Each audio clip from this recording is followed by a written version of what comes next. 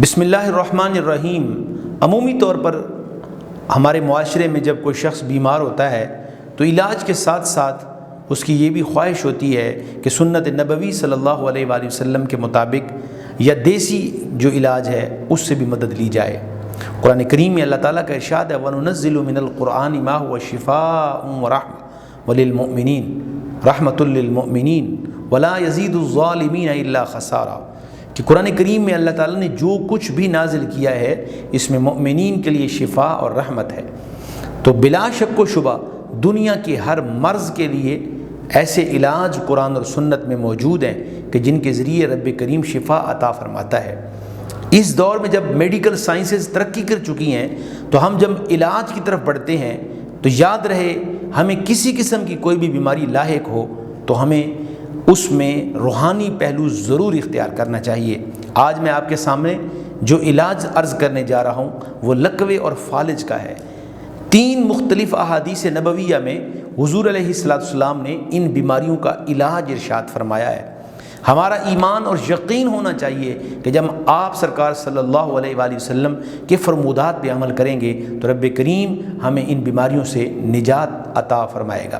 سب سے پہلا علاج نبی کریم علیہ السلام نے ارشاد فرمایا، جو شخص روزانہ 100 مرتبہ پڑھتا ہے یا اللہ، اللہ کریم روزانہ ایک تسبیح 100 مرتبہ یا اللہ پڑھنے والے کو لقوے اور فالج کی مصیبت سے نجات عطا فرماتا ہے۔ ایک اور روایت میں ہے حضور علیہ السلام نے فرمایا لا الہ الا اللہ 11 مرتبہ ایک رکابی کے اندر لکھ کر اس میں پانی ڈالیں اور اس کو پی لیں، اللہ کریم اس کے بھی سبب سے اور کلمہ طیبہ کی برکت سے رب کریم شفا عطا فرماتا ہے۔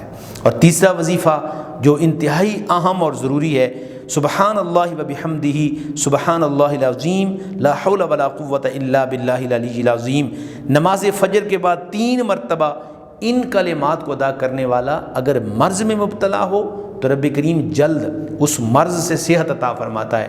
اگر عام حالات میں بھی پڑھے تو رب کریم مختلف بیماریوں اور خصوصاً فالج اور لقوہ سے انسان کو جو ہے وہ نجات عطا فرماتا ہے۔